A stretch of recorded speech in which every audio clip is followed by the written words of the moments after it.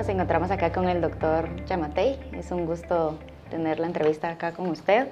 Y bueno, principalmente como candidato a la presidencia, nos gustaría que nos hablara un poco de su plan de gobierno, cuáles son sus pilares principales para estas elecciones y qué es lo que considera clave para estas elecciones, que realmente es una controversia cómo están todos los partidos, todos sus adversarios. Bueno, no todos, porque habemos unos que somos muy serios y hemos armado una plataforma política desde hace mucho tiempo.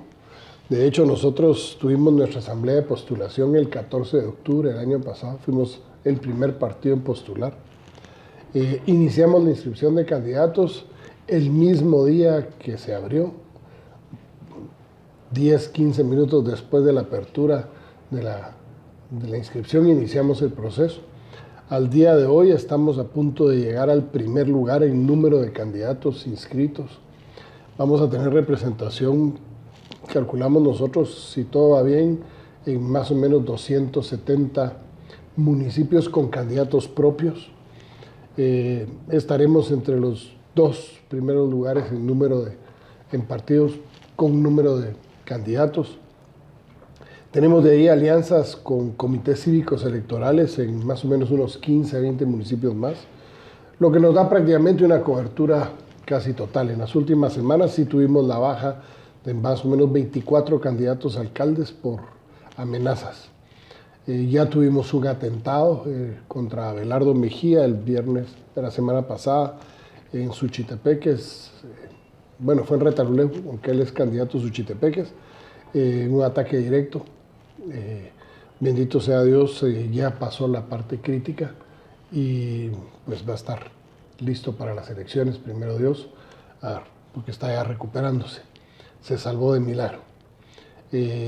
Vemos un proceso electoral muy distinto a lo que han sido todos los procesos electorales, producto de la improvisación de un Tribunal Supremo Electoral que realmente no supo adecuarse a las reformas a la ley electoral y de partidos políticos, reformas que obedecieron a los intereses de un pequeño grupo de partidos con representación en el Congreso, que pensaron que ellos 2 o 3 partidos iban a ser los que iban a dominar la palestra e iban a dejar fuera al resto. Sin embargo, les salió el tiro por la culata. Las propias cambios a la ley electoral y de partidos políticos que hicieron hoy los tienen a ellos más emproblemados que para nosotros los partidos nuevos, digamos. Hemos tenido el cuidado de cumplir con la ley hasta el último detalle, a sabiendas que muchas de las reformas de la ley perjudican, pero sin embargo hemos sido respetuosos. Así que vemos un panorama incierto. Nos habían prometido que iba a haber votación en el extranjero, que iba a ser con una APP, que la gente se iba a poder empadronar muy fácil. Mentira. Vamos a tener, no creo que vayamos a tener ni siquiera 60,000 guatemaltecos empadronados en los Estados Unidos. O sea, de los 2,5 millones de gentes que viven en los Estados Unidos que hubieran podido votar, no van a incidir realmente en las elecciones. Porque ahora cambiaron de modelo, les fracasó el modelo que supuestamente iban a implementar. Así que esa parte de reforma a la ley va a ser también de nuevo algo que quedará para la posteridad, porque esta vez es imposible. Vemos un proceso con muchas áreas grises. Esta es la primera vez desde 1985 que a estas alturas no se sabe ni quiénes son los candidatos a la presidencia. Si somos todos o no somos todos, o quiénes vamos a quedar, porque hay 4 o 5 que están con procesos judiciales, con órdenes de captura, con revocatoria de credenciales, finiquitos alterados, y bueno, es una serie de causas. Candidatos a diputados que no se sabe. El Tribunal Supremo Electoral no ha fijado posición todavía con respecto a la mayoría de los tránsfugas que metieron papelería y unos fueron aceptados, otros no, violando el artículo 205 ter de la ley electoral y de partidos políticos. Y candidatos a alcalde no se diga, hay muchos que metieron su papelería y están esperando a que les den un amparo porque tienen problemas para obtener su finiquito. Así que un panorama electoral muy, muy complejo, en donde es difícil poderle llevar el mensaje encima de todo a la ciudadanía. Recuérdense que ahorita hay prohibiciones básicamente para hablar. Quieren que sea un proceso electoral tipo Charlie Chaplin, las películas de Charlie Chaplin, ¿verdad? El cine mudo, así pareciera que es lo que quisiera. Y no dejan exponer ni siquiera los planes de gobierno. A mí tuvimos una advertencia hace 2 años y medio en que no podíamos ni siquiera exponer sobre la coyuntura nacional. Nos tuvieron 2 años y medio con la boca prácticamente tapada, en un atentado real a lo estipulado en la Comisión Interamericana de Derechos Humanos en el artículo 13 y en lo dispuesto en la Ley de Emisión del Pensamiento de Guatemala. Pero sin embargo aquí estamos y es el panorama. Con respecto al programa de gobierno, mire, nosotros hicimos un estudio que principió hace 2 años y medio sobre la situación del país. Llegamos a conformar 15 mesas técnicas, más de 350 profesionales a tiempo completo trabajando en el proyecto y algunos que estuvieron para temas específicos, lo cual hicieron que más de 400 profesionales lográramos aterrizar en lo que hemos denominado el Plan Nacional de Innovación y Desarrollo. Guatemala tiene por mucho que definir muchas cosas que nunca hemos definido. Dentro de los males que encontramos hace 2 años y medio y que logramos detectar que eran mucho la causa de los problemas que estamos viviendo, es que Guatemala no ha tenido jamás un modelo económico. Entonces decidimos estudiar qué modelo económico era el que debíamos propugnar en Guatemala. Y vimos que por el tamaño de país que tenemos, por la ubicación geoestratégica que tenemos, acceso al Atlántico, al Pacífico, al Mar Caribe, somos la frontera sur del segundo bloque económico más importante del mundo, compuesto por el Tratado de Libre Comercio entre Estados Unidos, México y Canadá. Nos dimos cuenta que el modelo que Guatemala tiene que apostar es al modelo exportador. Y eso implica alinear las políticas monetarias, cambiarias, crediticias del país a ese modelo exportador. Eso implica convertir a Guatemala en un destino de las inversiones con el propósito desde aquí generar empleo, que es la causa número 1 de los problemas de los guatemaltecos hoy en día, la falta de empleo, a través de que Guatemala sea un lugar donde pueda venir materia prima, ser procesada en Guatemala y ser exportada en zonas francas o declarando los 40 municipios más pobres del país como zonas de libre comercio, o proponiendo, como lo hemos hecho al gobierno de México, el desarrollo de la zona fronteriza Guatemala-México como un área de desarrollo, incluso con un banco de inversión que pudiera generarnos áreas comunes entre los 2 países donde podamos ensamblar y tener una serie de facilidades. Y entonces hay que entrarle de lleno al tema del combate de frente a la corrupción. Y el combate de frente a la corrupción, una parte es penal, una parte es juicios, pero eso es una sola parte.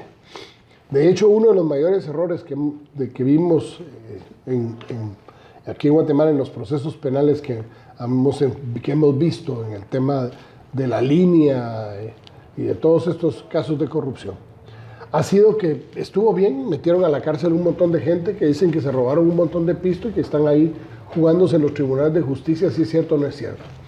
Pero el problema es que nos concretamos o nos hicieron ver que el problema era esta gente, ¿no? Y ese no es el problema. El problema es que los metieron a estos a la cárcel e inmediatamente hay otros haciendo exactamente lo mismo que ellos, porque el problema está en el sistema.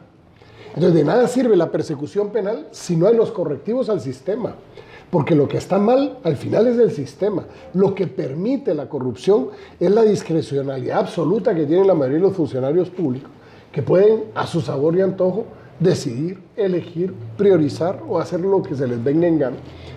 Al no tener un gobierno abierto, al no tener un gobierno que sea un gobierno electrónico abierto, que la gente pueda saber exactamente cómo se está priorizando el gasto, al no tener una línea muy clara de gobierno en cuanto a la optimización del uso de los recursos, la priorización en cuanto a las necesidades de las personas y encima de todo, al no tener ni siquiera ningún programa de calidad de gasto, al final pues se gastan el dinero y se lo gastan de la manera como quieren, cuando quieren y con quien quieren. y no es anuncio de una hamburguesa, pero más o menos por ahí va la cosa. Entonces, sí, realmente nosotros definimos que los ejes principales eran lo que tendríamos que hacer para que esos 3 temas pudieran ser erradicados. El cuarto tema es el tema de la seguridad, que tiene mucho de causa de la inseguridad el problema económico que está viviendo el país. Mientras más problema económico tengamos en el país, forzosamente más inseguridad va a haber. Eso no implica que el ser pobre lo haga una persona ser delincuente, no. Pero el no tener acceso a los medios, el no tener acceso a los mecanismos para adquirir las cosas por las buenas, hay gente que las adquiere como sea. Y la criminalidad común se dispara. La criminalidad común, las extorsiones y todas estas cosas se disparan. Entonces es demasiado importante corregir el tema económico, porque de nada sirve que digamos vamos a meter 10,000, 20,000, 30,000 policías más, cuando en el imaginario popular cada policía es un caco más con uniforme, porque no son fuerzas de seguridad que nos inspiren confianza, nos dan temor, por cómo están actualmente las fuerzas de seguridad o la policía. Entonces el tema aquí es de que tenemos que corregir el tema económico. Y es fundamental, y para eso se ha estipulado todas las acciones que hay que hacer para generar empleo.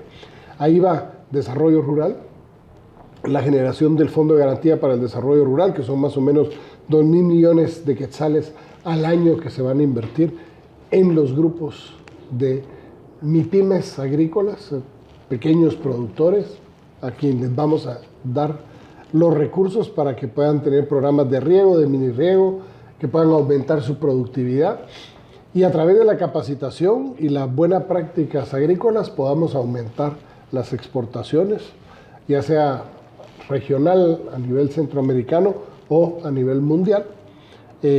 La meta es en el tema de exportaciones, en 5 años, duplicar las exportaciones de productos no tradicionales, sin olvidarnos de las exportaciones de productos tradicionales, tipo el café, digamos.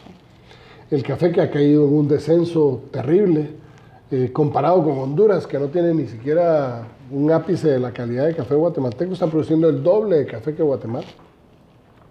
Porque ellos fueron previsores, aquí en Guatemala no. Aquí en Guatemala no se le dio asistencia a los caficultores, sobre todo a los pequeños en el tema de la entrada de la roya. Y hoy estamos viviendo las consecuencias de todo eso. La caficultura está sumamente dañada en Guatemala. Y es increíble que el país con el mejor café del mundo no esté exportando café en los niveles que debería estarlo exportando. Entonces tenemos que levantar la caficultura del país. Hay todo un programa para hacerlo. Tenemos que entrar muy fuertemente a aumentar el hato ganadero del país. Entonces ahí estamos promoviendo una ley de regularización de la actividad ganadera, de manera que podamos pasar de 2 millones de vacas que tenemos a los niveles anteriores que tuvimos hace 30 años, que eran de 10 millones de cabezas de ganado, y para lo cual tenemos 10 años para poderlo hacer. Si no, de lo contrario, vamos a tener serios problemas en cuanto a alimentación y a asegurar la alimentación de la gente en Guatemala. En el tema de infraestructura, pues si hablamos de un modelo exportador, necesitamos buenas carreteras, ¿verdad? Necesitamos ampliar puertos, mejorar la situación portuaria del país. Entramos muy fuertemente al tema de las carreteras. Ahí todo el primer año de gobierno va a ser se va a implementar el programa Cero Baches. Primer año de gobierno es detener el deterioro de las carreteras y hacerlas transitables.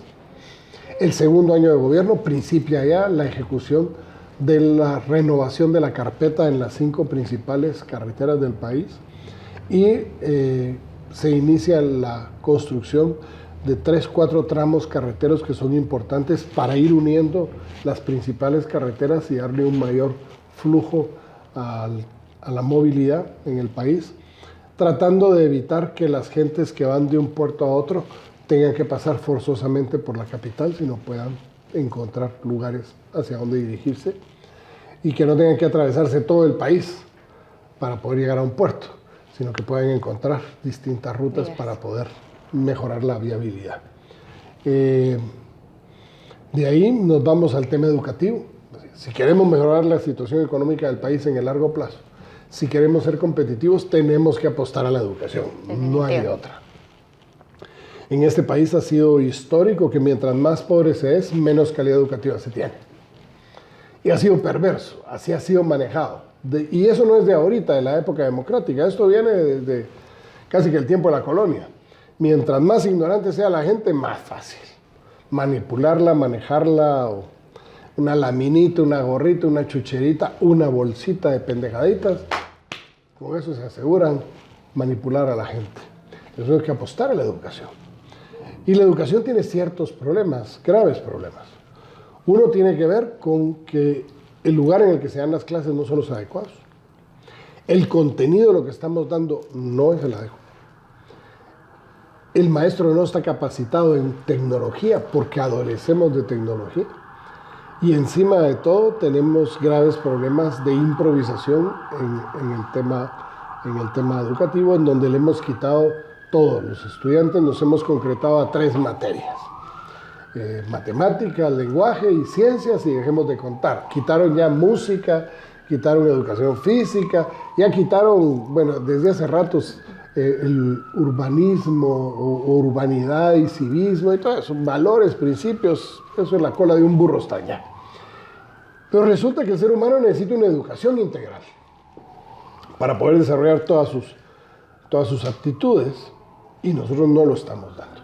Por lo tanto, nuestros niños jamás van a ser competitivos. Eso desde el punto de vista del proceso de enseñanza-aprendizaje. Pero hay otro punto de vista que es importantísimo y que desgraciadamente es exageradamente influyente en que el niño no aprenda, y tiene que ver con la desnutrición. Recordémonos que de cada 2 niños menores de 7 años, 1 tiene algún grado de desnutrición. Imagínense que los niveles de nutrición de Guatemala son comparables nada más con las naciones más pobres del África. Allá, si hay una vaca, no da leche, da pena. Aquí en Guatemala producimos alimentos y hay gente que se muere de hambre. O sea, hay un contrasentido muy grande. Y eso ha obedecido a una falta de educación. Recordémonos que aquí los hombres estamos privilegiados, tenemos en promedio 4 años de escolaridad y la mujer a duras penas alcanza 2. Más de 100,000 embarazos el año pasado entre niñas de 10 a 14 años. Ni siquiera han terminado de formar su cuerpo, ya están formando otro. ¿Con qué preparación para poder ser madres? 0. Entonces, el tema de la desnutrición tiene que ver no solo con el tema de que efectivamente hay una falta de alimentación por parte de la pobreza, sino que también tiene que ver que no hay una calidad por falta de educación de quien le da la comida a los niños. Y hay un tercer elemento que tiene muchísimo que ver con los aspectos culturales, que son producto de aquellos, más que culturales, aquellos famosos mitos urbanos o mitos que la gente le da en el tema de la alimentación, que tiene que ver con eso. Y hay un cuarto factor que se nos ha olvidado, que tiene que ver con que cada día es menos productivo el campo, producto de la erosión. Y cada día producimos menos porque cada día tenemos mayor erosión, y al tener una mayor erosión, pues lógicamente vamos a tener un mayor impacto en cuanto a la cantidad de alimentos que podemos producir. Y eso va a incidir en que la oferta sea muy poca para la gente. Sí, definitivamente. Todavía me hace falta un par de puntos, pero si no, muy larga la respuesta. Yo miro que usted tiene un montón. Sí. No, usted mencionaba de que realmente dentro de los planes en la educación han quitado bastantes clases para que los niños puedan avanzar, pero ¿de qué manera usted podría promover el arte, todos esos aspectos que han quedado a un lado y que realmente creo que deberían de hacerse sobresalir para todos los niños? Es que nosotros tenemos que apostar a que la educación tiene que ser integral. O sea, nosotros no vamos a tener solo niños que sepan matemáticas, lenguaje y ciencias, y medio sepan. No, nosotros necesitamos niños que puedan tener un desarrollo integral de su personalidad. las clases de artes plásticas o artes industriales. Hace ratos que se las desaparecieron en la escuela, en enseñanza pública. Voy a poner un ejemplo. Yo estuve recientemente en Chimaltenango, en un instituto que tiene la primera jornada, la jornada de la mañana, de 8 de la mañana a 12 del día, 1.300 estudiantes. La segunda jornada, de 1 de la tarde a 5 de la tarde o 6 de la tarde, que tiene 800 y pico de estudiantes. La tercera jornada, que va de 7 de la noche a 10 de la noche, que tiene 400 estudiantes. Pues ahí que solo hace falta la jornada de la madrugada, pues, porque ya tienen lleno todo el tiempo. Exacto. Pero si usted va a ver las condiciones en las que están, nosotros hemos disminuido el tamaño de la jornada escolar, porque como no ha habido la voluntad de los gobiernos de apostarle a la educación, no hemos hecho crecer las escuelas, hemos hecho crecer las jornadas en la misma escuela. Y entonces la educación que antes teníamos de 8 de la mañana a 4 de la tarde, que eran 8 horas de estudio, se circunscribió de repente de la noche a la mañana a 4 o a 3. ¿Y qué es lo que ha pasado? Primero, la calidad se mira deteriorada al máximo, pero segundo, aumenta la posibilidad de que esos niños vayan a tener en la calle la mejor escuela. Y eso implica el aumento en las pandillas, el aumento en la delincuencia, en la drogadicción, en el consumo de alcohol, etcétera, etcétera. Sí, entonces, la salida no solo es creemos más jornadas disminuyendo tamaño, sino tiene que haber jornadas de educación extraescolar para que el niño pueda mantener, si no va a estar en el currículum, si no va a estar de entrada en el currículum nacional base, pueda desarrollar actividades extracurriculares que le ayuden a formar en música, en artes, en plástica, en sacar todo lo mejor de sí para que pueda ir teniendo pues, mayor y mejor desenvolvimiento como ser humano. Ok, y ahora en cuanto con los temas de corrupción, ¿usted estaría dispuesto en su plan de gobierno o al momento usted ejecutar todos esos temas que quedaron en del pasado político, de todos los temas judiciales que quedaron pendientes? ¿Usted estaría dispuesto a deliberarlos a que de una manera se hiciera justicia o los dejaría todos los políticos los han dejado pendientes? No, mire, en primer lugar, aquí ha habido un gravísimo error. Un presidente dirige el organismo ejecutivo y una Corte Suprema de Justicia dirige el organismo judicial. Lo que hemos tenido en Guatemala es que había un montón de presidentes que se han metido a tratar de llevar la voz cantante en el organismo judicial en una clara interferencia de poderes. Nuestro gobierno se va a caracterizar por una total y absoluta independencia de poderes. En una coordinación efectiva, sí. Porque no puede haber buena persecución penal de los criminales si no hay una colaboración entre las fuerzas de seguridad, ya sea la policía, el Ministerio Público y los jueces. Si no hay esa coordinación, no puede haber, pero tiene que haber independencia. La independencia judicial es importantísima, porque es la que nos garantiza que los jueces puedan tomar sus decisiones en base a las leyes del país y que no haya interferencia.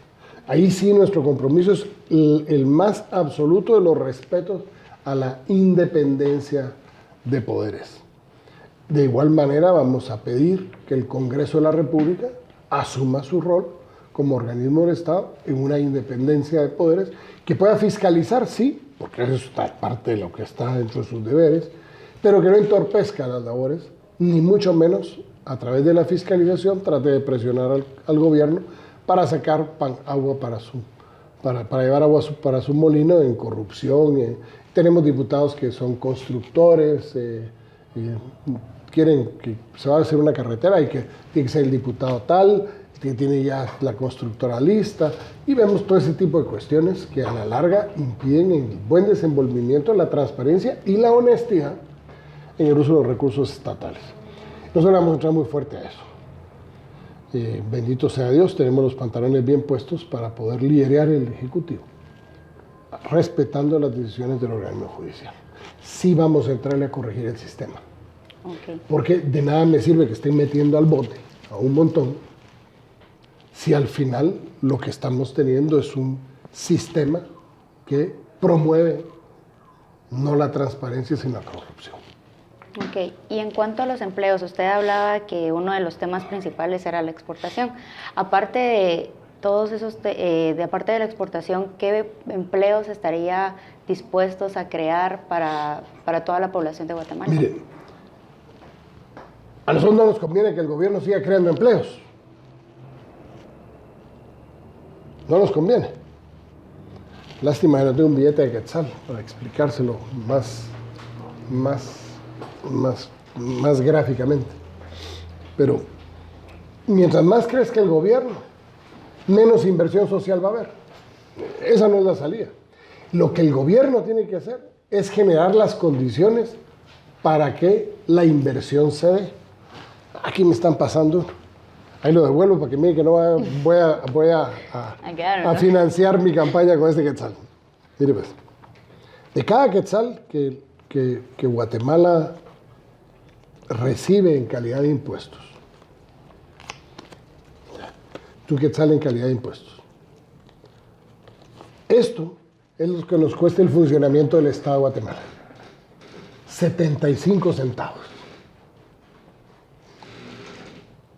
Mucho dinero. Pero a esto súmele usted que de aquí para acá,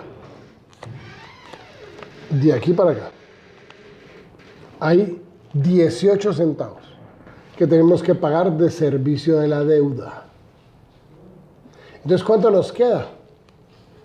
Entre 6 y 7 centavos, que es exactamente esto donde dice, según acuerdo gubernativo, no sé qué. Esto es cabalmente 6, 7 centavos de quetzal, lo que se invierte en el ser humano. Eso es lo que nos queda para inversión social.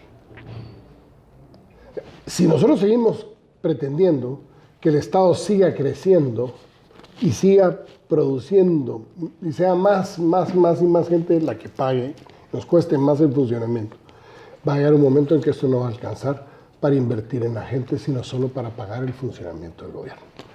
Eso ni a usted ni a mí nos conviene. No, definitivamente. Bueno. Entonces, ¿qué es lo que pasa? Nosotros el problema de Guatemala no ha sido falta de recursos. Ha habido.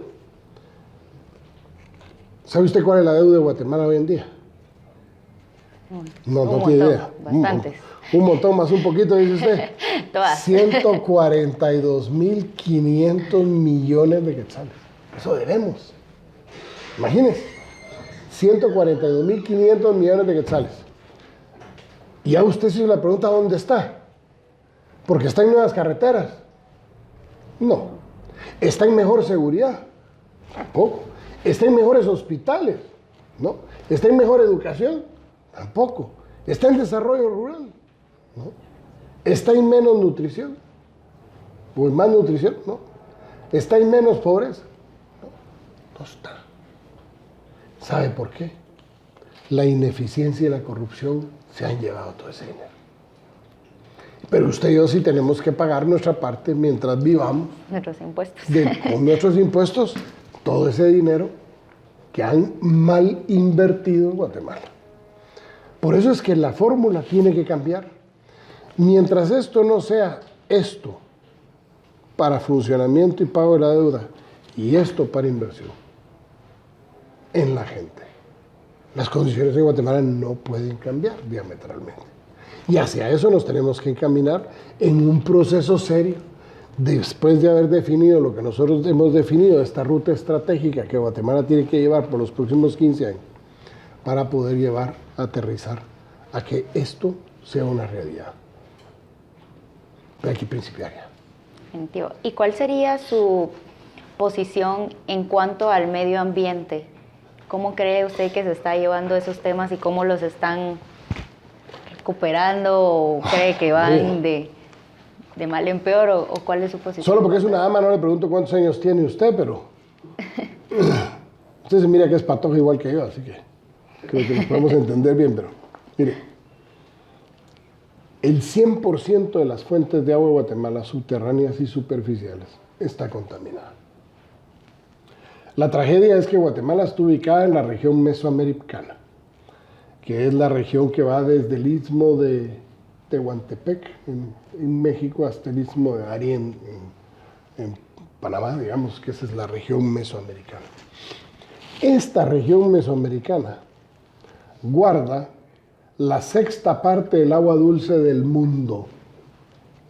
O sea, vivimos en un lugar en donde está la mayor parte del agua dulce del mundo.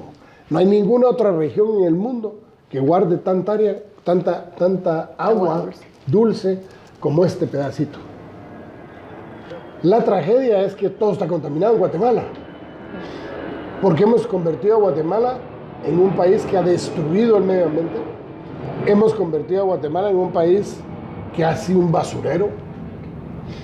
Si usted va y recorre los distintos municipios, todos nuestros barrancos son un basurero.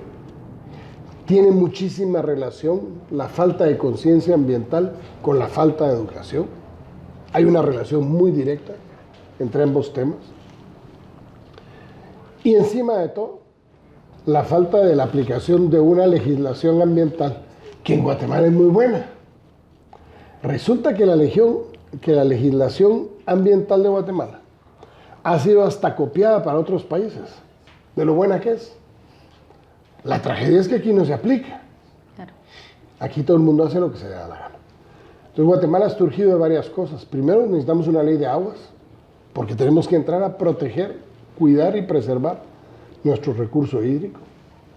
El cambio climático incide terriblemente en que haya una merma gigantesca en los caudales de agua del país. Recordemos que Guatemala es el cuarto o quinto país con mayor riesgo de los efectos climáticos en el mundo. Por lo tanto, debemos de entrarle de lleno a la preservación de nuestros cuerpos de agua. Pero eso implica también entrarle muy profundamente al tema de la basura y a la disposición de los drenajes que conllevan la destrucción de muchos de nuestros lagos, ríos y manantiales. ¿De qué manera usted podría combatir toda esa inseguridad que se vive en el país, no solo en la ciudad, sino que en toda la parte del interior? ¿De qué manera usted, como plan de su gobierno, podría combatirla? Bueno, de entrada le puedo decir que vamos a corregir el tema económico como la causa estructural. Pero eso no implica que nos tengamos que esperar a que todo el mundo tenga un empleo para hacer las cosas. Entonces vamos a entrar muy fuerte al tema de la delincuencia común y al crimen organizado. Bendito sea Dios, dentro de las cosas que me ha tocado hacer en la vida a mí, parte es enfrentar al crimen organizado y a la delincuencia. Lo sabemos cómo hacer.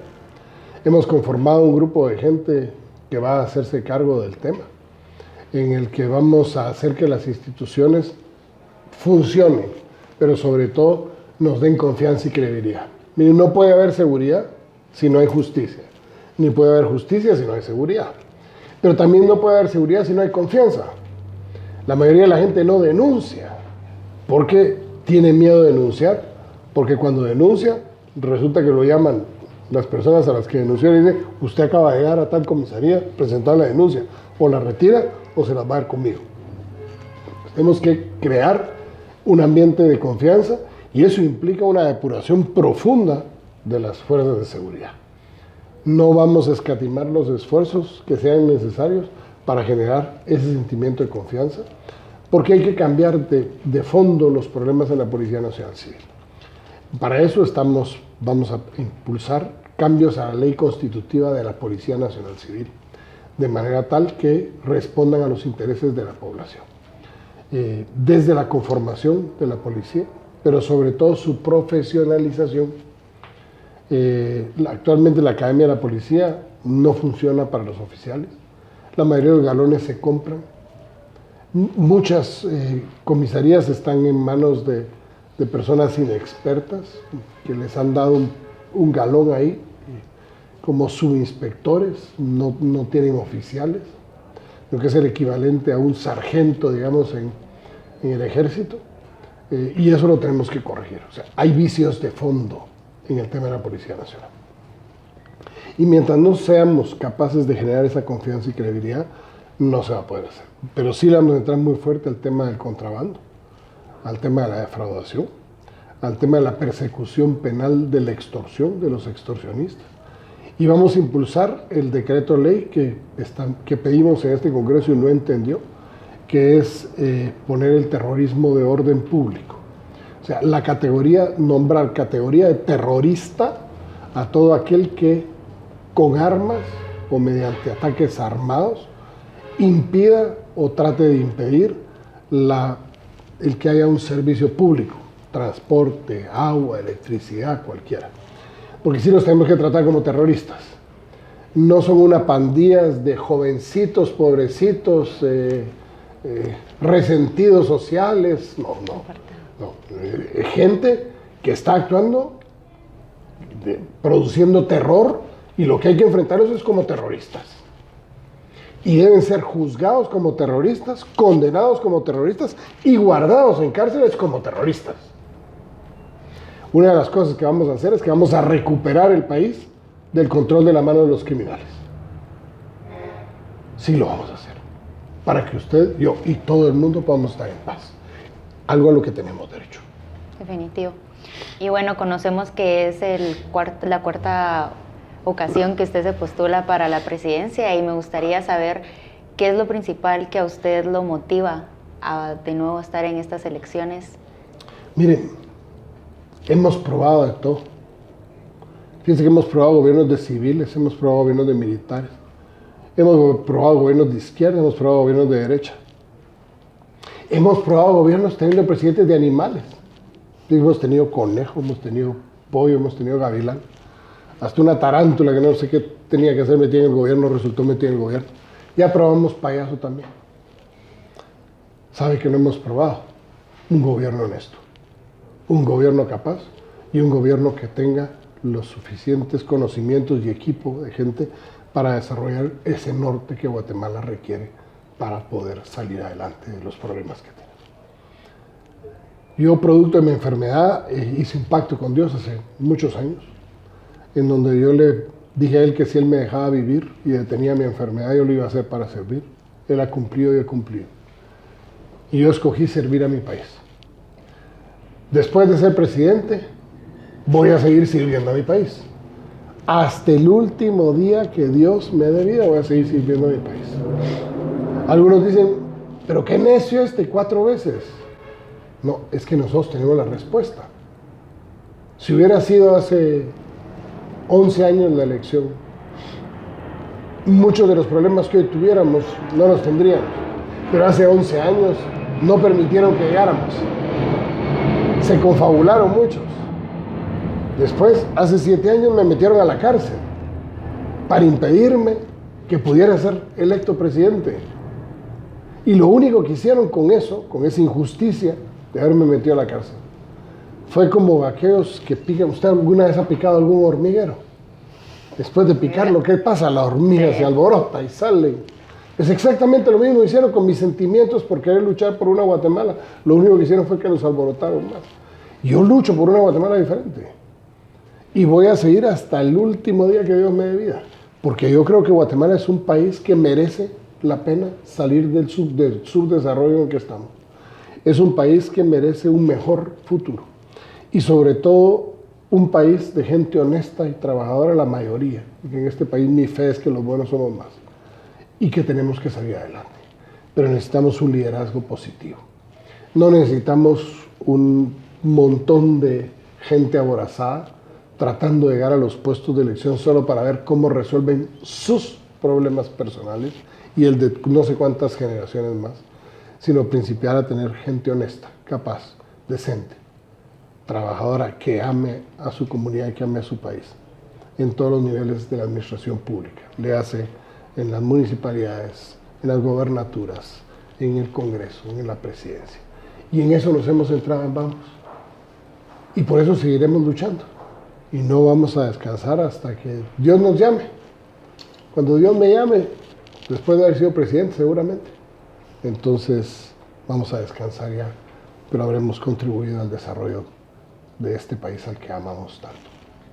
Bueno, entonces antes de culminar la entrevista, pues nos gustaría que se dijera unos minutos a la población y que expusiera todos el agrado de poder estar de nuevo con nosotros y que por salud no se haya detenido nunca en todos los partidos. No han podido. No han podido detenernos, nada. Mire, en primer lugar, muchísimas gracias por la entrevista.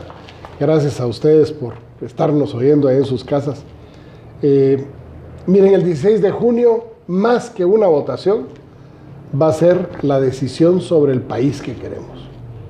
El 16 de junio nosotros los guatemaltecos vamos a poder decidir entre seguir siendo gobernados por gente que va más allá de fomentar la corrupción a vivir exageradamente bien ellos y mal la mayoría de la gente, o gobiernos que apuesten al desarrollo, a la paz, a la justicia, que tan urgidos estamos los guatemaltecos que exista.